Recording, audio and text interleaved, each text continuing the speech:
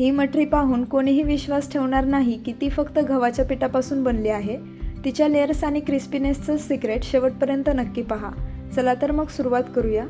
इथे मी 2 वाट्या गव्हाचं पीठ, 4 चमचे तेल, आवश्यकतेनुसार पाणी, 2 चमचे पेरी पेरी मसाला, 1 चमचा चिली फ्लेक्स, 1 चमचा ओवा, 2 मोठे चमचे तीळ आणि चवीनुसार मीठ घेतलं आहे। आता एका भांड्यामध्ये हे सगळं एकदा छान मिक्स करून घेऊया।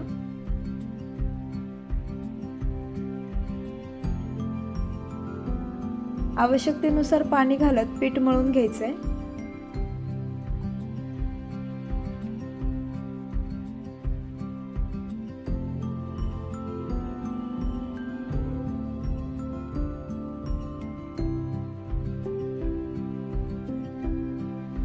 पीठ खूप घट्टही नको आणि खूप मऊही नको।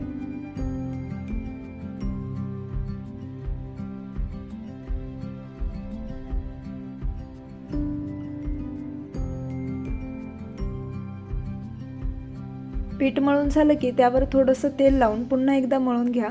आणि हो, पीठ हे जास्त वेळ ठेवायचं नाही, नाहीतर ते सैल होऊ शकतं। आता मठरीला छान लेयर्स याव्यात म्हणून एका वाटीत 2 चमचे तूप आणि 2 चमचे गव्हाचं पीठ घेतलं आहे। हे छान मिक्स करून घ्यायचंय।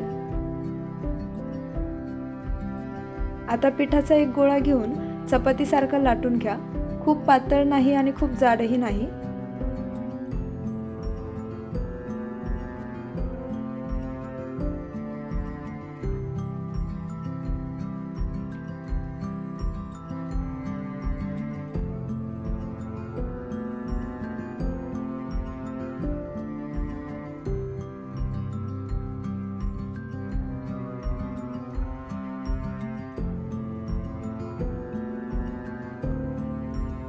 आता आपण तयार केलेलं तूप आणि पिठाचं मिश्रण यावर सगळीकडे पसरवून घ्यायचंय। यानंतर याचा एकदम टाईट रोल करून घ्या। रोल जितका टाईट असेल तितक्या छान लेयर्स होतात।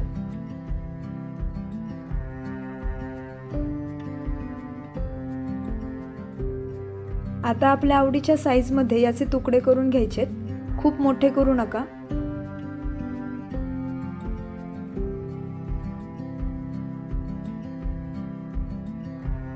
यानंतर प्रत्येक तुकडा हलक्या हाताने प्रेस करून थोडासा लाटून घ्या।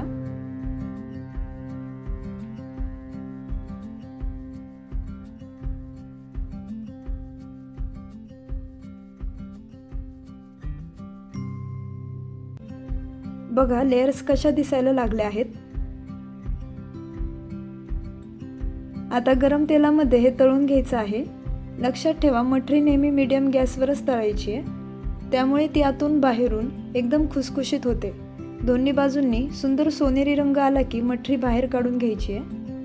ही मठरी 15 ते 20 दिवस आरामात टिकते, पण खरं सांगायचं तर घरात एवढे दिवस राहतच नाही। जर तुम्हाला लेयर्स नको असतील तर डायरेक्ट छोटे गोळे करून लाटू शकता, तरीही मठरी छानच होते।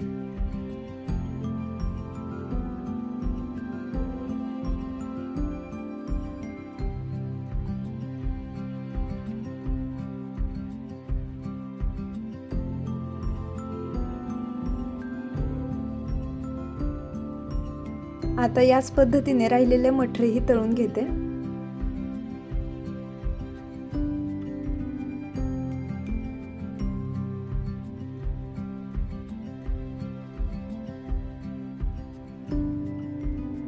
इथे आपल्या मस्त खुसखुशीत मठऱ्या तयार आहेत। याच्या लेयर्स किती छान दिसत आहेत आणि टेस्ट तर इतकी छान लागते की एक खाल्ली तरी दुसरी लगेच हातात येते।